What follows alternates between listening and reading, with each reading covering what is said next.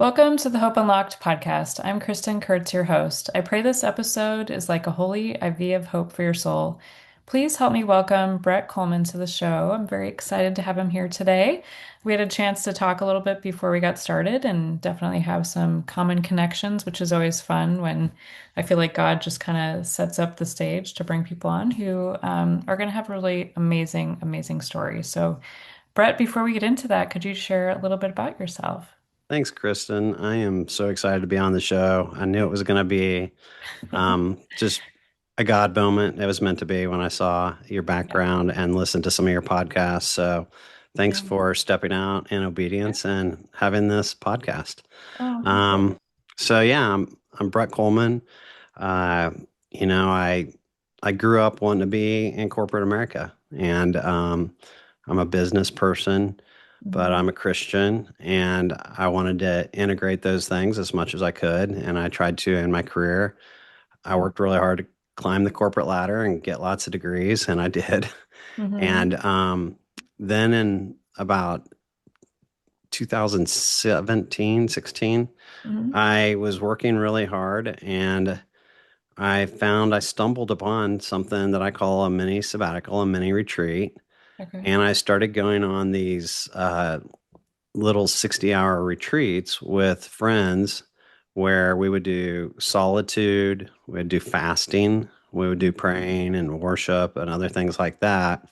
Yeah. And they only took, one day of work, but I found it was an incredible reset for my creativity and for my energy. And it was Yeah. giving me something that I couldn't get in a vacation.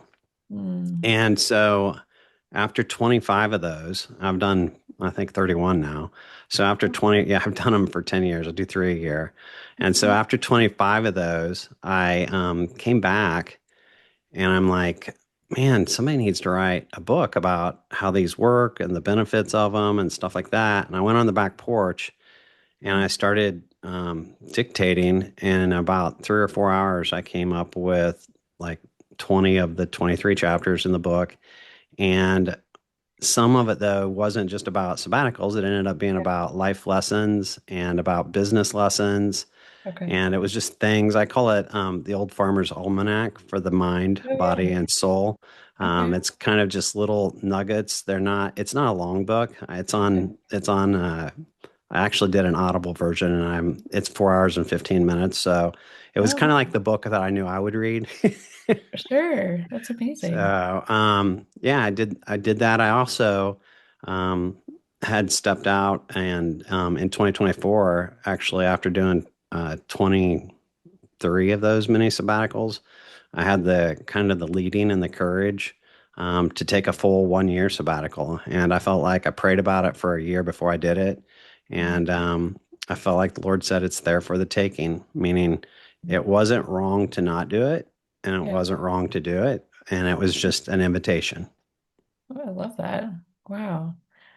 A year. I'm sure people are thinking, how do I do that? I know, and I don't want people to feel that way because I did Mhm. many sabbaticals for 10 years Yeah. before. And I think, I think I talk about there being six kinds of sabbaticals, and I think a lot of people miss out on the other ones that are available to anyone because people are like, well, that's easy for you to say. You must have a lot of money or something that you did that, or it's only for certain people that can do that for a year, and so that's okay. But there are other sabbaticals because I think a sabbatical is just an intentional pause. If Mhm. you look at the Jewish day of sabbatical, it Mhm. actually began at sunset. So the day of rest began with rest. And if Yeah. you look at Okay. the creation story, man was created on the sixth day. Before Mhm. he went into the field to work on the eighth day, there was a day of rest. So Mm. I think the entire pattern is to work from rest, not to Yes. rest. So it's not the old Loverboy song working for the weekend. It's working Right. from the weekend. Say that last line again. It's not the Loverboy song. You remember the old Loverboy song, Everybody's Working for the Weekend? Yes. Yes. Yeah. Well, that's the idea that most people have is like, man, if Oh, I just go hard, I'm so exhausted, I'll get to the weekend and I can recover. Yeah. And so they work towards the weekend. If you Yeah. do it differently, if you think about sabbatical or Sabbath being the Mm-hmm. beginning point, you Mm-hmm. actually work from rest, not to rest. Mm-hmm. And so that was my whole thinking. And there's, like I said, six kinds of sabbaticals, I believe. So there's a daily sabbatical that a lot of people aren't really doing a good job on. And that's the one that probably is a good place to start. So everyone Yeah. can take a daily sabbatical. That might be very short for some people at your, there's seasons in life. There's times when Yeah. you have little kids and Mhm. you have two jobs and things are really crazy. And so your Yeah. mini sabbatical and the daily might be super short, but it's a time where you do nothing and you spend time in prayer, spend time in journaling, Mm-hmm. worship, and that can be your little mini sabbatical. Yeah. Daily, it involves good rest and involves a sleep routine and it involves those things. And then I think the second thing that people kind of pass by or don't take advantage of is finding a way to create a weekly routine, the weekly Sabbath, to where Mm-hmm. they have a day a week of that's set aside. The Old Testament, which we obviously don't live in the Old Testament, but the Right. Old Testament was really had a crazy standard of like if you worked on the Sabbath, it was actually punishable by death. And Right. so you have all these Ten Commandments where it's like don't murder. But in the New Testament, it becomes don't hate because the principle was the heart, not the action. And if you Mm-hmm. look at don't commit adultery was the Old Testament standard. The New Testament standard was don't lust because it was Right. dealing with the issue of the heart. So how did the Sabbath of the Ten Commandments become part of the New Testament? And how did it become a higher standard? Because every one of those is a higher, harder standard in a sense. Yeah. And it's Jesus lives in our heart, and so Mm-hmm. we can commune with him every day. We don't it's not a weekly routine, it's a all the time routine. And so that's the higher Right. standard of Sabbath. Yes. Well, I want to go, can I go back a little bit, Sure. if you don't mind? Because I want to actually have you talk a little bit more about this. But one thing that I heard you say, and you thought somebody should write a book about this, but you immediately took action to do the very thing that you thought somebody should do, right? Yeah. And had you ever thought about writing a book before? Had you ever considered writing a book before? Kind of take us a little bit into that process of what that looked like. I don't know. Have you written a book before? Actually, I know Yeah. you have. Okay. Hmm. One of the things you know, and as you begin to think about or study or even consider writing a book, is just how many books are out there and Hmm. how much it feels like a drop of rain in the ocean. And and and That's you a good real way to put it.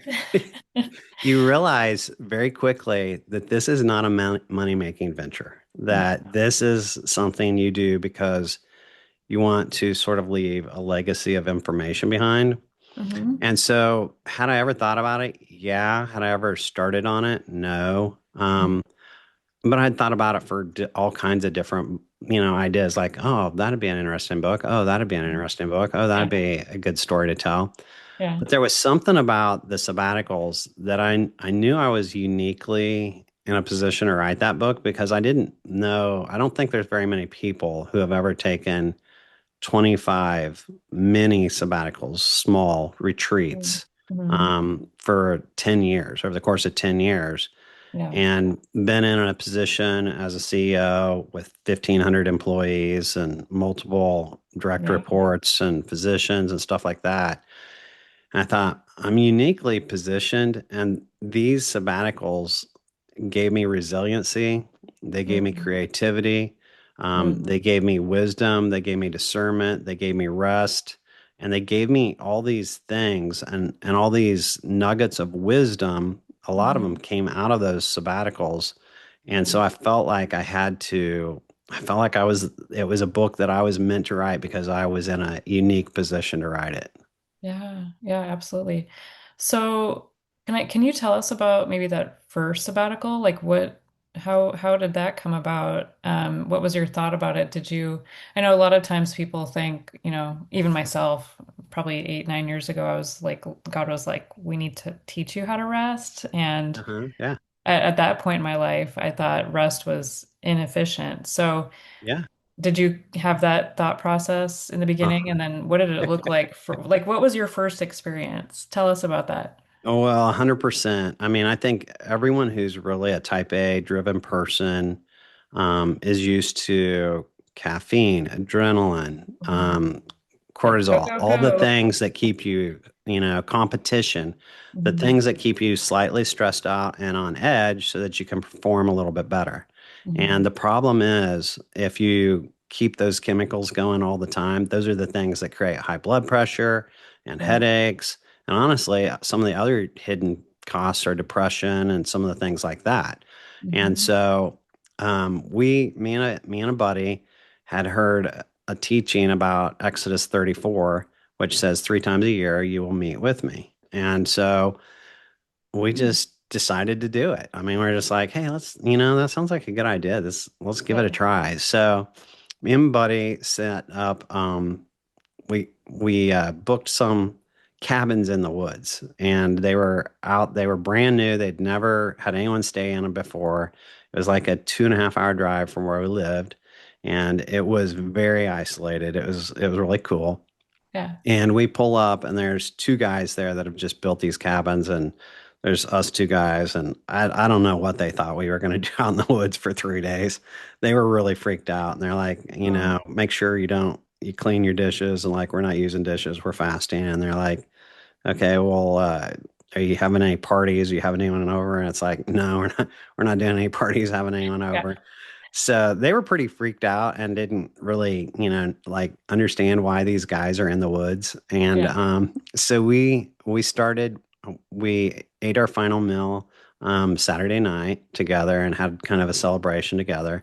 Hmm. Went to church on Sunday, drive out there, and Sunday night we said let's do a little campfire. And so we sat around the campfire, and this sort of became the pattern of all of our sabbaticals. It wasn't anything that anyone had told us this is how it should go. This is just how we did it.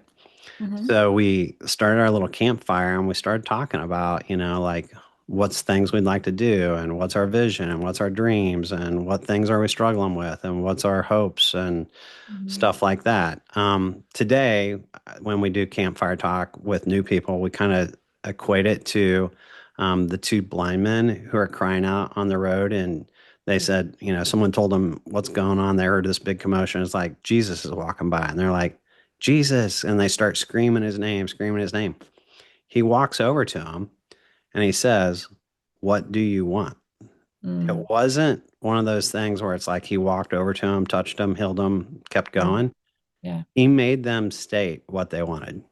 And I think Mm. that's really important, that if you want something, you're going to have to really, and it helps your faith too, when you're Hmm. super specific, write it down, Yeah. be really, really talk about what you want, speak it out loud. Mm. And so that night we kind of just stumbled into that. That wasn't like in any playbook, but that's what we did. Okay. And it was an incredibly powerful time. Went Yeah. back to our cabins. I personally hate the dark. I'm scared of the dark. I will Oh, go into the dark, but yeah. Yeah. I'm the guy that's sleep. Not a I'm fan. looking under my bed. I'm looking in Yeah. the closet. Yeah. Yeah. We go and we sleep. And of course, when you're so adrenalized and in such, I think in a sense, everyone has a high pressure job. I never think anyone's Mhm. job is less pressure than anyone else's. Right. I always say if like someone spills something on the floor and you're in the EVS department, it's stressful. So every job is stressful. Yeah. But when you take this intentional pause and you actually are doing nothing, because that's what really Sabbath is. This is different than slowing down. This is Mhm. nothing. And I Yeah. think there's a big difference between slowing down and nothing.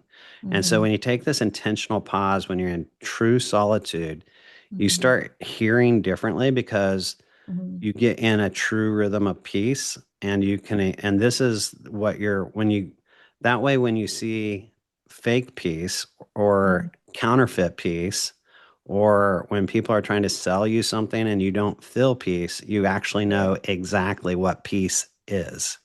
And That's so good. so we spent the day just journaling, worshiping, praying. And then, of course, you're so tired because you're so adrenalized that you sleep like 12 hours that first sabbatical and that first day.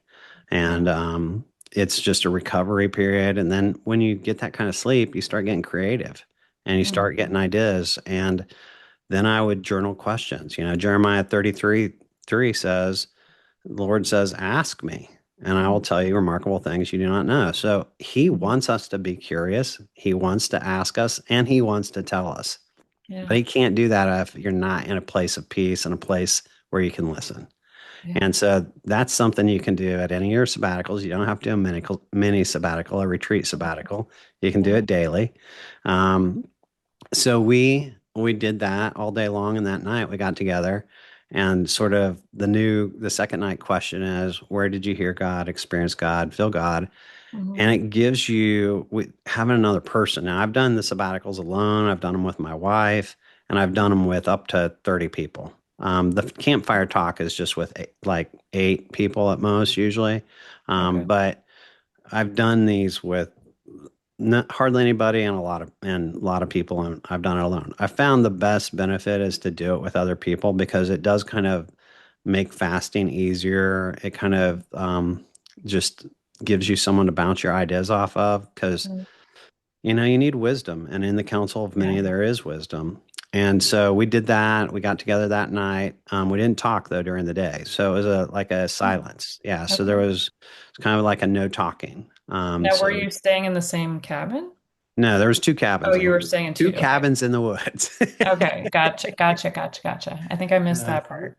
yeah, So no, you it's two did have your cabins. time to like Yeah, separate and then come back totally. together. Okay. Yeah, I think that's important. I mean, you could, if you can't make that work, then, and you want to do something like this, I don't think, I wouldn't be legalistic about it. I'd put it that Sure. way. But So with the 30 people, I'm just curious, how did that work out?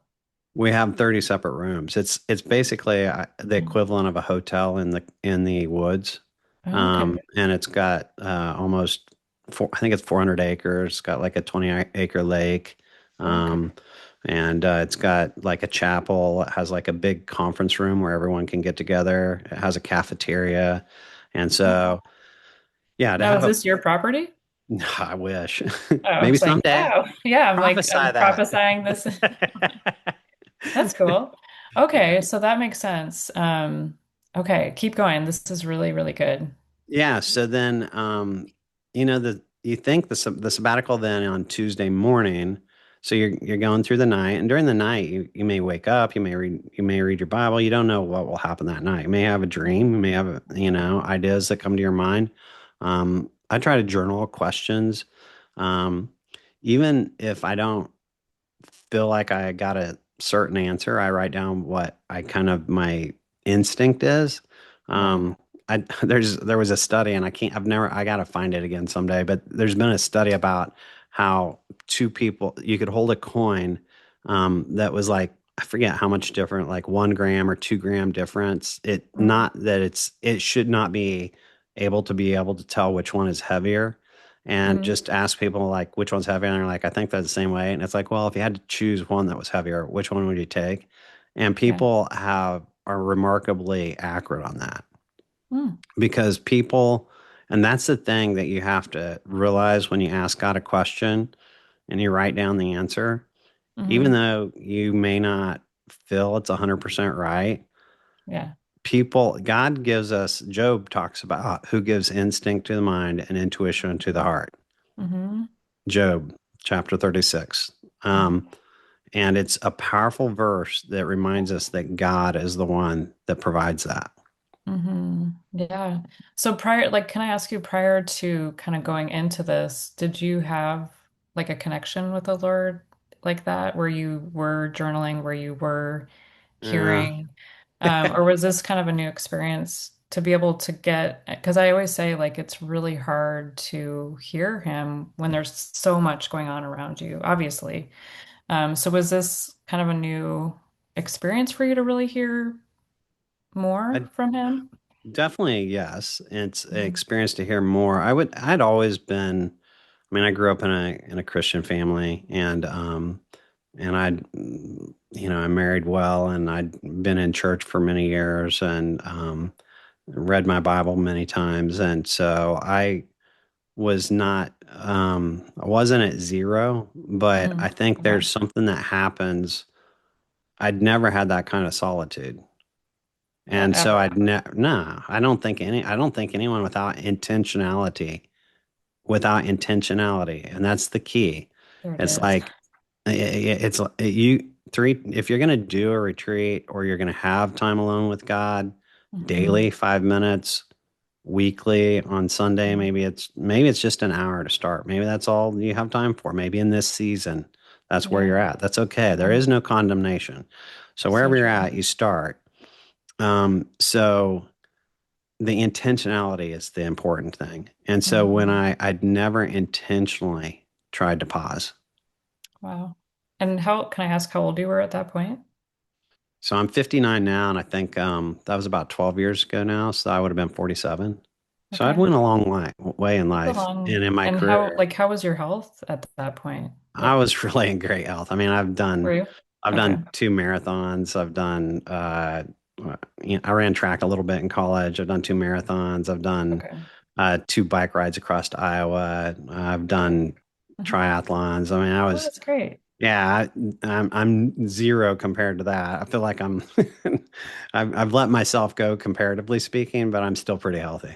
Okay. So at that point, like, even though you were in a like stressful environment, you weren't experiencing the the potential results of having that adrenalized life in Not at that essence. point, but I think that, those things are slow. They're like erosion. They happen over a they happen over decades. And Mhm. I think it's like tithing or giving to the Lord. I don't want to use that word because I think could be legalistic. And so I'm Yeah. more of just like giving to the Lord.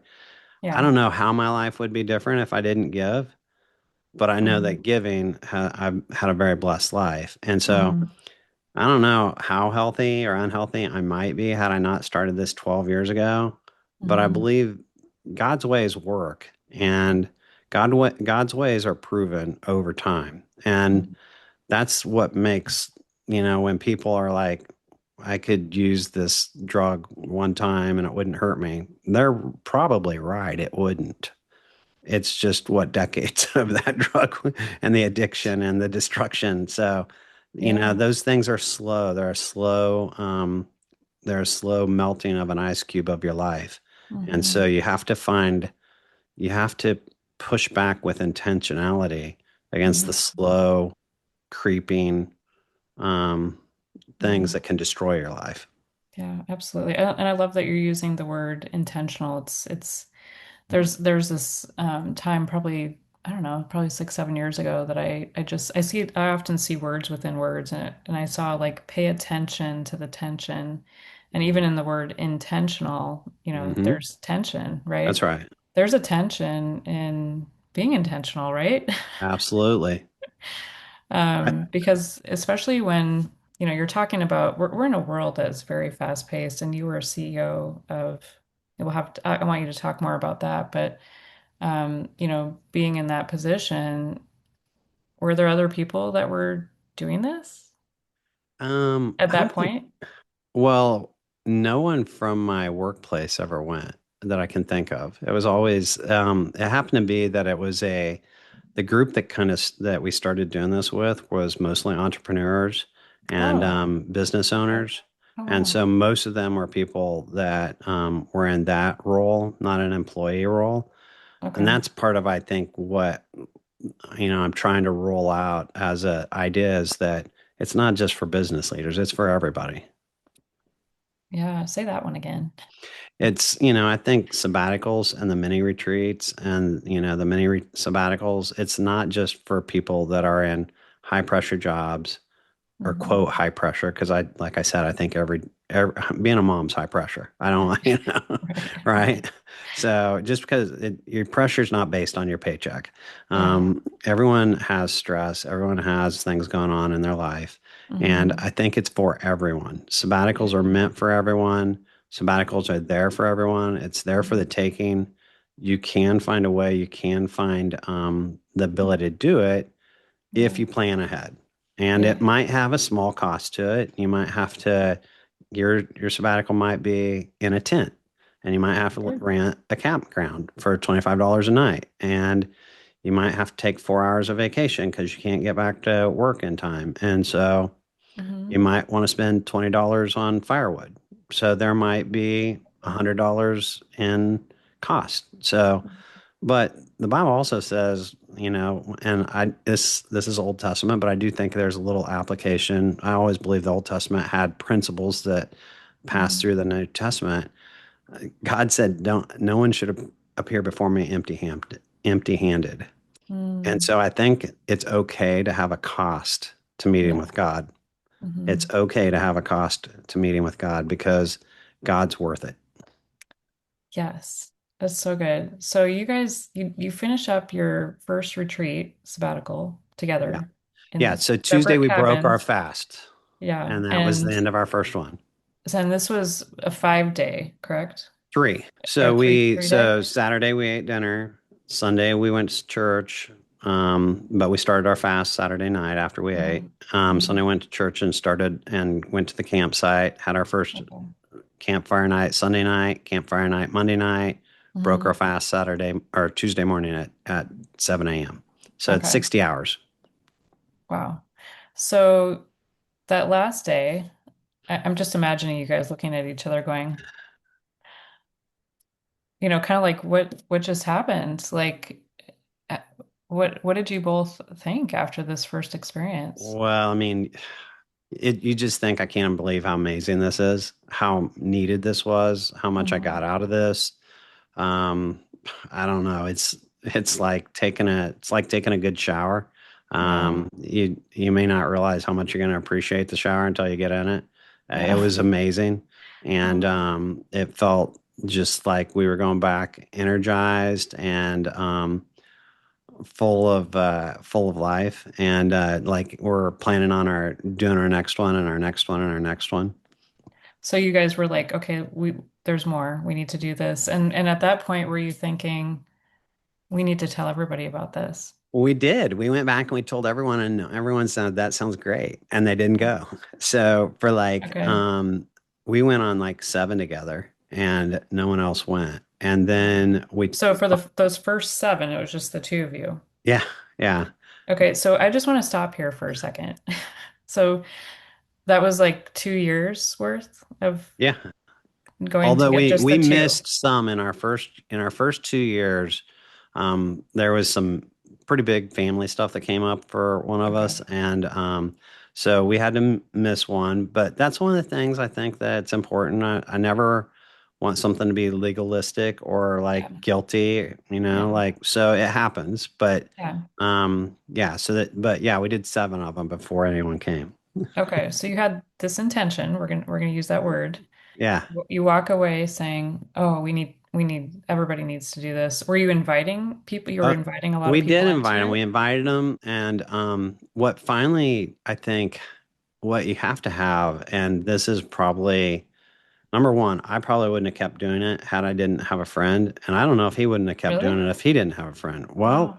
the problem is with things is I don't know if you've ever met with someone. They're like, "This is so great, I'm going to do it again," and it could be a million things, and then they never show up again, right? That's true. Yep. I mean, there's That's a very lot of true. people. Yeah, There's in a the lot work of that I do, people. yeah.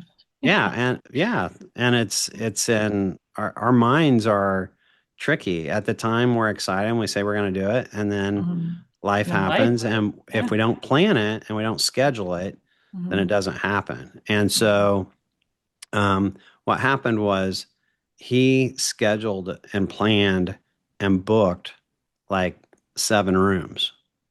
So what happens is you need a planner. You need someone who's the take action person Yeah. to sort of put the money on the line, put the time on the line, put the schedule on the line, so Hmm. that people there's a lot of people that like you know a object in motion will stay in motion, that old law Yeah.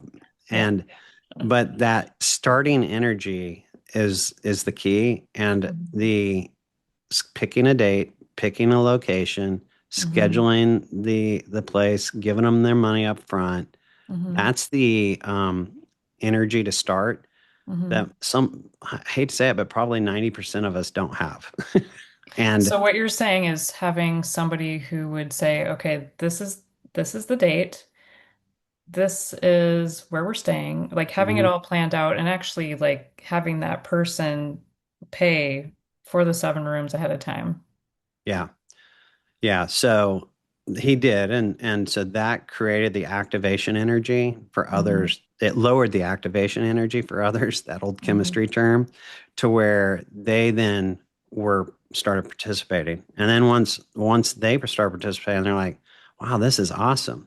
So then Yeah. it grew to like 20, 30, and we've had as many as 38 people.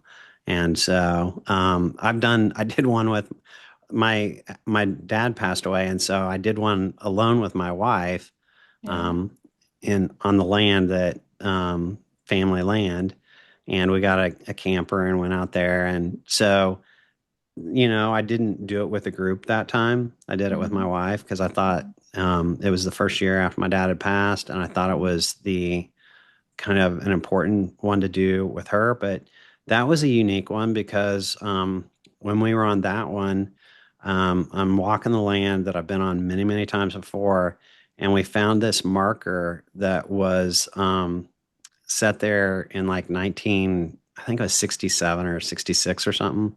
Oh, And wow. it was the where they had set on top of this hill, and they'd laid out the entire area for the railroads and for platting and for architecture and all that stuff. Oh, wow. And so I Googled it and I did a bunch of research on it. And that night I wrote down, I think God is saying we're on the right map, we're on the right plan, we're on the right road that He has, that He's laid out for us. Yeah. And the next morning, we went driving around and we came to where Zebulon Bush had crossed through Kansas, and there was a big marker with a big map. And it was like, again, it was just a confirmation that you're on the path I have plotted for you. And so there's so many great stories from I bet. sabbaticals. And so you don't have to, I don't want anybody to feel like there is like, my sister has told me that, the people she's talked to about the book are really worried about doing the fasting Mm. because, they're just worried about doing that. And so if that's not something that you can do, Yeah. then, Yeah. do what you can do. You know, Right. do what you Yeah. can do. That's all God ever expects anyway. Exactly. And fasting can look different for everybody too. Like Yeah. fasting from food. I've thought like, gosh, if I lead a retreat and another retreat again, it'd be really great to have people fast from food because it just takes one less thing off the list of, I know this is kind of, to me, it was kind of a joke, but funny, but not funny, but like to have one less thing for people to worry about, to, have the right foods and all this. But Yeah. fasting, you can, right? What would you say to somebody about, fasting? Number one, and you got to check with your medical doctor. So if you can't do it, you cannot do it. So certain medications, or like if you're diabetic or something like that. But the vast majority of people can fast. The Bible says not if you fast, but when you fast. So Mhm. there's kind of a knowledge that you fast. If you look at Mhm. Jehoshaphat, when the three kings raised up against him, he asked the people to fast. So Mhm. there's a good history for fasting, and Mhm. there's a lot of science behind fasting. And now there's not the science that there is for drug studies because there's not the money in fasting that there is for drug studies. Right? But fasting doesn't actually take your energy level down. It actually takes your energy level up, and Mm. it makes your mind so much more creative and so much better focus in your time with the Lord.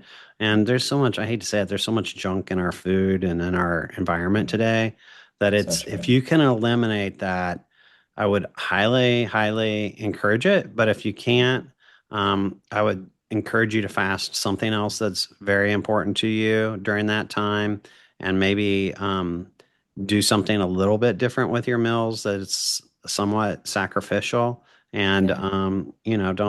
don't live in guilt. But I would challenge you, Mhm. if you're able. to slowly build up to it. The night Mhm. before, make sure you eat lots of fats, stay away from carbs, and eat a lot Mhm. of fats. And honestly, the week before you fast, if you're worried about it, um, just sort of start building up and preparing. Stop with the junk food.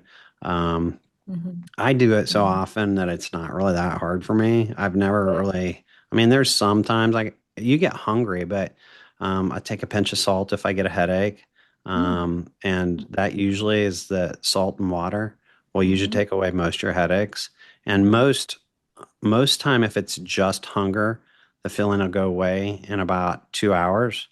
Now my That's wife and for I, when people to we know. did, my wife and I, when we did our sabbatical, Yeah. um, the second day, she's like, I'm really, really, really hungry. I'm like, honey, that'll go away in 2 hours. It's just natural, you know? Yeah. And 2 hours later, she's like, Brett, I'm thinking about going get something to eat. I'm so hungry. I'm like, honey, give it another hour. About an hour later, she's like, my stomach's gonna eat itself. I'm sorry, I have to go in and eat. So her and Oh my I gosh. went to get something to eat, and we broke our Yeah. fast on Monday night instead of Tuesday Okay. morning, and Yeah. we did 48-hour fast instead of 60 hours. And Yeah. there's And that was was that like one of her first times going that long? I think it might have been. She's not much of a fasting girl. She does days, Yeah. but she doesn't do I think it's she does a would you day. say like even for people, maybe if you could speak to that a little bit, but let's just you have your 38 group that came in and you're all fasting. Were you finding that, some were having more of a challenge than others? Well, since it's kind of a don't vow of solitude, I didn't hear it at the time. I've Oh, never okay. really we did You weren't polling people at the end. but one of the What was guys your hunger meter? one of the guys is really funny because the first time he ever went, his wife packed him a little snack pack. And Really? so he confessed to having a snack pack in the campfire talk, and we all gave him a Oh my hard time. We gosh. still give him a hard time about it. We think it's one of That's the funniest funny. Oh my funniest goodness. things. But there's I Yeah. don't I just I'm I try to be grace. I mean, that's one of Yeah, the big chapters I write for about in sure. my book is, give the Hmm. grace you want. And it's the grace of God that draws us to God. It's not the judgment. It's the Yeah. grace and love of God. So Yes. Oh, I love it. So you've had, several sabbaticals that you've gone on. What would you say was your most impactful one that you've experienced, if you would be open to sharing about that? I think it was that one with my wife because I had done many of them. I don't know I don't want to say it was like number 21 or 22. Hmm. Maybe, I mean, I've done so many, I lose track exactly, but Yeah. it was in the 20s. It was close to Okay. 20 at least. And it was at that time that I talked to my wife about taking a year off of work. Okay.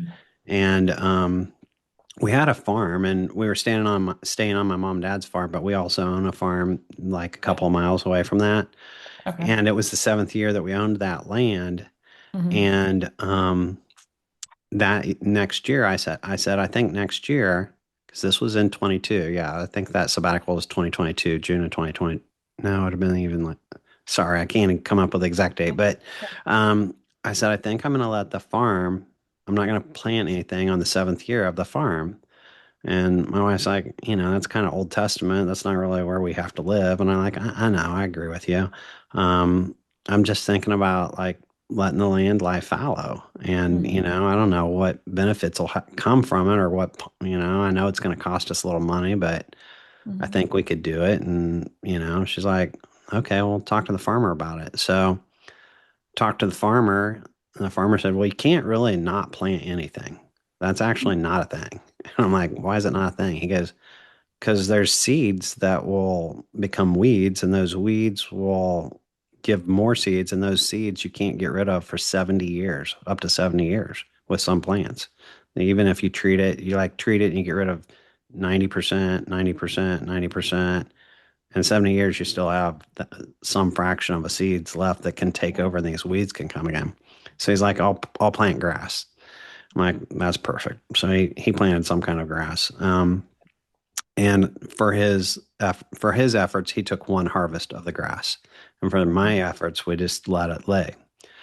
And so I didn't get anything off of that land that year. We just planted the grass, and he used some of the grass for cows.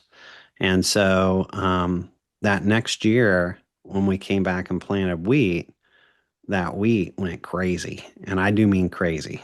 We had a harvest that was double the county average.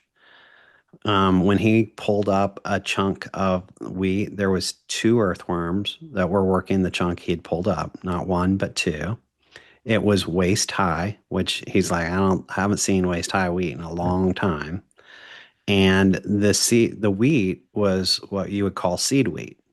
And so any wheat will be, you could plant it again, like that kernel of wheat, you could plant it and it would become wheat the next year. And Yeah. most farmers or some farmers will use that. But if you want a really big harvest, you'll buy seed wheat, which is a special kernel that's going to give you a better harvest. And it costs twice as much as the wheat that you're selling. So you go to the um, to sell your wheat and it's worth $5. You can buy the seed wheat and it costs $10. So for example, so my Wow. wheat was twice as much and it was worth twice as much. And then here's the thing: the Bible talks about blessings being first, second, third, and thousand generations. If you think about that wheat kernel that now has been specially blessed because it was a year of Sabbath and then the first year of harvest after that, that kernel is now going to be a blessed harvest for multiple generations. Wow. Yeah, so it was really cool. So I just think the whole thing about the maps, talking about Mm. taking a year off of work, talking Yeah. about letting our plant, Ground our rest. harvest, our Yeah. ground rest. I mean, Yeah. she was a little bit of a distraction compared to my guy friends, but it was great. Women can be I like that can't say it was sometimes. total solitude. Yeah. Wow. It really, like, if you guys are hearing the theme here, is that rest is blessed. That's exactly right. And I It's think not the punishment. world is like very counter to rest. Yes. And that's everything. And if you think about it, everything that God teaches is counterintuitive. And, that is the thing is the world's ways don't work. God's ways Mhm. work. Yeah. And so I tried to take godly principles that I learned through Sabbath, through my Mhm. job, and create something that was kind of like a zero entry swimming pool. Yeah. My book doesn't say anything about a specific religion. Yeah. It doesn't say anything about a specific church. Hmm. And I try and make it something that people could give to a friend or they could have on their desk at work and no one would be offended. Hmm. And it's a book that talks about some of these things. Yeah. So tell us the name of your book. Wisdom that leads to soul rest. Wisdom That Leads to Soul Rest. And where can you find your book? It's on Amazon. I have a website too, sabbaticaltaker.com. So the sabbaticaltaker.com is my LLC. The idea being is that we're all sabbatical takers. If we Hmm. do it right, we're all sabbatical takers. And it's Good. not something that is reserved for rich people or for professors or pastors. Everyone can be a sabbatical taker. Take your daily Mhm. sabbatical, take your weekly sabbatical, and we're Yeah. all guaranteed in Hebrews a forever sabbatical. So take your sabbatical. Yes. Would you share with us a little bit of your journey? We were talking a little bit before we got started. You took a pretty big leap of faith, and you were CEO, and could tell us a little bit about that journey. Yeah, well, I mean, I've been in healthcare pretty much my entire career. I'm a CPA. I did do a couple of years of public accounting. I still keep my CPA license. Started out in finance Hmm. and became a CEO of a for-profit hospital, three different for-profit hospitals for 21 years, Hmm. various size, 25 beds, 185 beds, and 285 bed. Hmm. So small, medium, large, I call them. And, I had a blessed career and I had a great time doing it. And I felt like it was both a job and a ministry. Mm, And I was happy to do it. And I felt like God kind of gave me a permission, invitation. I'm like, Lord, can I take this 1 year off? And the Lord said, it's there for the taking, which I don't claim that God has said very much to me. I honestly don't. Like that and maybe one other thing is the only thing that I would like. I wrote it down like I really believe this is the word from the Lord. And I believe it's a word from the Lord because it's just like him to say something like that because it's there for the taking means that you are not sinning and you're not doing anything wrong if you don't take a year of sabbatical. really? And it's there for the taking means if you take a year off, I don't know, and I still don't know exactly how it's all going to work out. You don't have to know how it's going to work out. That's I'll good. take care of you because the Bible says, give us this day our daily bread. But the truth is, and most of us have said that prayer, nobody wants daily bread. Nobody wants it. The They manna? want, they want like 100 years of bread stored up. Nobody wants daily bread. And so it's there for the taking was just like something he would say. And I Hmm. knew that if I quit, it's kind of a weird look on a CEO's resume to not work for a year. People are like, what happened? Yeah. And I knew that I was in a position where I could do it. I definitely wouldn't be getting ahead. I'd actually Hmm. be falling backwards because I'd have to give up a lot of not just my income, but I would lose all my stock that I'd accumulated that hadn't vested to me because I Hmm. was not old enough to retire. And so Yeah. I knew there would be a high cost to it, but I just want to be a person of faith. I want to be like those 300 that Gideon had, that Yeah. like the crazy 300 that's like, hey man, I got to do something. And this is Yeah. like if God said it's there for the taking, that means if I take it, he's going to make it okay. And so I'm like, it's a little crazy, but Yeah. God kind of sometimes has done a few crazy things. Just a few. So when was this that you did this? So January 24 is when was my last day of working in corporate America. Okay. So, And how, like, what was that day like for you? oh geez. Um, I think it was kind of like the day that the Israelites went out of Egypt. I just felt like it was, and I don't mean that in a negative way towards my Yeah. employer and Sure. whoever your employer is, but the lender is slave to the borrower.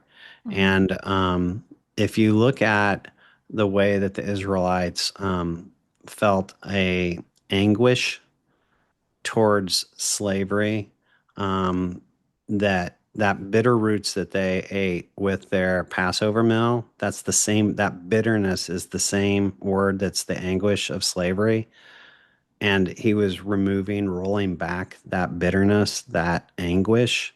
Hmm. And there can be an anguish at a certain time in your life or in your career or in your whatever Hmm. that the Lord is saying, I'm going to roll that back. And I felt like it was a day that like things were going to change. I didn't know how they were going to change. I felt like I might go back to my old job, my old career, my old whatever. And I didn't know how I didn't really know what the future was going to be. I was Abraham. It's like, go to a land I will show you. It's like, where's that? It's like, I'll show you. I'll show I'm not you. telling you. Just You'll see just it when you go. get, just go.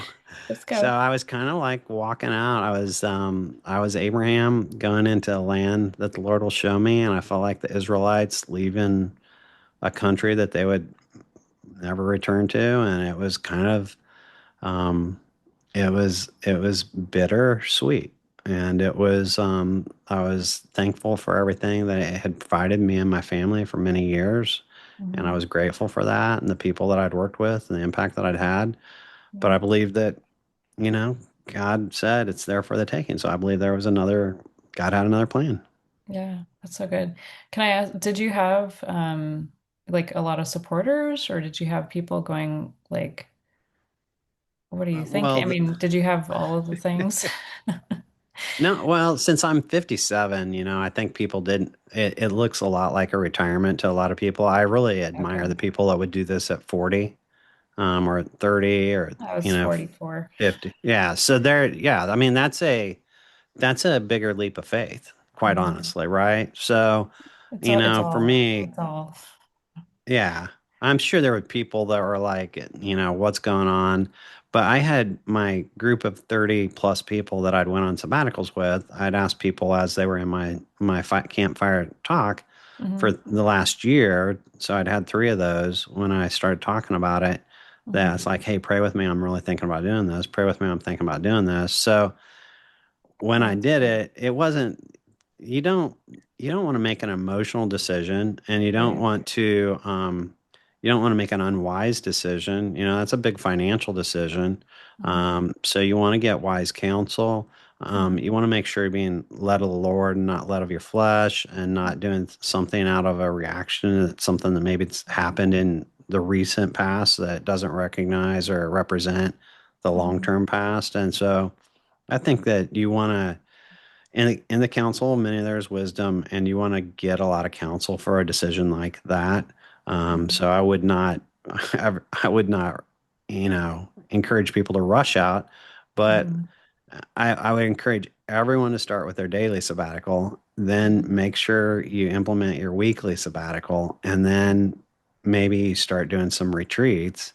Yeah. And then after you've done some of that and gotten some wise counsel, maybe God will ask you to do something bigger. So, Mhm. I think God builds our faith up little by little. Yeah. And, Gideon didn't just jump in. He wanted, like, burn this offering up. Okay, the offering's burned up. Then it's like, okay, do this fleece. Okay, Yeah. I did that fleece. Could you Yeah. do it again, but just a little different? Yeah, I can do that. So, he kind of asked for some signs. And even then, when he's on the mountain with 300 people, he's like, God's like, go down into the camp and listen to what they're saying, Yeah. you know? And he went down there and it's like, wow, man, God's in this. So eventually you hear something and then you're like, wow, Mhm. God's in this. In the mouth of two or three witnesses. Yeah. So, That's good. Good. Wow. So since then, are you still leading retreats in your area then? For those who are so maybe like, hey, is he still doing this? How do I get involved? I want to do some. I haven't done any for like a outside group. We've just continued to do it with our kind of our small groups that Your we've core. always, Okay. yeah, our core group. So I've talked about doing it. It's on my website. It's coming soon. If someone's Okay. interested, they could contact me, and I'll Yeah. put them on the list for when I start doing them. Yeah. Because I do think it's, of all the things that I would love to do, I'd, basically be a camp counselor for life. Every month I could lead a sabbatical, and There you go. there's nothing I would love more as That's being a cool. camp counselor. Live on the campgrounds. Yeah. So, Yeah. right now I'm super busy Breaking with, news. yeah, exactly. Right now I'm mostly busy with community work. So I'm chairman of the Chamber of Commerce where I live, and I'm on a foundation board. I'm on my church board, and um, I do a couple podcasts, and we have grandbaby out of town, and Oh, so we have stuff going on, and I do healthcare consulting. I have okay. friends that call me and ask me, and so I mean I was in the industry for a long time, so I Right. have a lot of tools Wisdom. and people. Yeah, people. Yeah, I mean, really, if you're a godly person, you do have wisdom. Yeah. So Absolutely. yeah, so it is something that I have. So I have a lot of little things. I'm like, and Yeah. my life feels like a bunch of Lilliputans right now. I'm just a lot of little guys. Oh, I love it. Are you loving it though? Oh yeah, I mean, this Yeah. is just a blessing, and I realize that not everyone can do it. I don't take that for granted. I'm grateful for it. I'm thankful for it. I've I worked hard, like two jobs my whole life, and I was almost always early to work and late to work and nights and weekends. I was on call for the last 10 years of my life, every Wow. day. And so, I wouldn't, I think I've been fortunate because I know there's a lot of people that couldn't do it. But the first time I thought about doing it was 2017. And I wrote in my journal on sabbatical, what's one thing I would do if I knew that fear's keeping me from doing? If I knew there was no way I could fail or risk or whatever. And I wrote down, take a year off from work. Yes. So it was Wow. not literal. It was not something that like. It took me 7 years. 7 years. There's the Yeah, 7 years again. yeah, exactly. So Mhm. it may literally be something that it's like a seed is planted today. Don't get frustrated if you don't get a harvest tomorrow or next year. Yeah, absolutely. Right? Yeah. Yes. That's so good. Wow. Well, do you have more books coming? I don't think so, man. I Not tell you quite. what, Not yet. I started that book June of 24 and it was published December 25. So it was just Yeah. published recently. Yeah. And it was like a lifetime achievement award. My dad was a high school principal and I figured out that I could, because I was in other enough English classes, I didn't have to take my senior year of English. And so I got out of that. Yeah. And when I write, I turn off Grammarly because I get so mad at how many corrections it's suggesting. And when I Oh, turned it back on the first time on my book, it had like 750 corrections and they were mostly comma faults. Like, no, oh. you don't need a comma there. Yes, you do need a comma there. And so so writing, I think, good ideas, unique ideas, and I don't mind sharing the ideas and putting them together. But the actual act of writing is very laborious to me. And so I had to have, like, yeah. How did you do your book? Did you have to have a lot of editors help you? Well, I'm a verbal processor, so a lot of it was, verbally putting it out there and then having it on a Word doc, and then I have a friend who actually edited it. And by God's grace, it wasn't too awful. Well, what's the name of your book? Fit for the call. Fit for the call. All right. Mhm. I love it. And Yeah. what was you do counseling and you're a life coach, right? So, Not a counselor, but life coach. life coach. Okay. Yeah. Yeah. And does it have lessons from that in there? Yeah, I would say there's definitely, like the word that you talked about earlier about being very curious. The Lord calls me a woman of wonder. So I love asking questions. So there's definitely like some questions in there that there's space to write. It allows you to think. It allows you to go deeper. It allows you to like, it's kind of like a mind, body, spirit. So there's actually physical movement that I have people do while Yeah. it's a whole thing. Well, we're connected. And then Yeah, people trying to put us in all these little like categories. We try to separate our lives and you can't. you can't. Physically, Yeah. mentally, and spiritually, you're Yeah, connected. exactly. Yeah, so we both did it. High five. We both did books. So I would love for you just again if you could share. I know you shared earlier your website, but the best way for people to get a hold of you before we wrap up today. Yeah, the website's sabbaticaltaker.com. So there's Okay. two B's in sabbatical. So Okay. and Perfect. I love it. yeah, it's not a perfect website because I had to work on it myself, but it's a good website. There's nothing perfect in this world, anyways. Yeah. Way to go for building a website. So I will make sure that the website's in the show notes if you guys are listening in and you didn't catch that. Head to the show notes. And then before we wrap up, I shared with you before we got started, I really do this for the one. So if you could just get in mind the one who's listening in right now, is there any other words of wisdom that you just want to share over this person? Maybe give it like a minute of words that you'd like to share, up to a minute, and then we'll wrap up. Well, soul rest is something you can only find in the Lord. The book has got other things about soul rest and parenting in your workplace, in your relationships, but ultimately God provides the soul rest. And if you will look to him, you will ask him, there is a way to stop striving. There is a way to stop being worn out. I call it soul spent. So Mm, it's my made up term. that's good. So becoming soul spent, you don't have to live life that way. And part of God's design was not to slow down, but to cease. And that's what a sabbatical, that's what an intentional pause is. So whether it means 5 minutes a day, 1 hour a week, or if you've got the capacity to do a 60-hour intentional pause, take a sabbatical retreat, do the fast, it will change your life. And Mm. you will be a better version of you, and God will use you in big ways. And I just encourage you, and I pray that you be blessed by this podcast. Oh, it's so good. Thank you, Brett. And can I add to go get your book? We'll add that as some wisdom. Go get Brett's book. I appreciate it. So thank you so much for being here today. I'm going to close with the Hope Unlocked anchoring verse. It's may the God of hope fill you with all joy and peace in believing, so by the power of the Holy Spirit, you may abound in hope. And that's Romans 15:13. So thank you again, Brett. I will be back with another episode next week. Thanks, listeners. Thanks, Chris.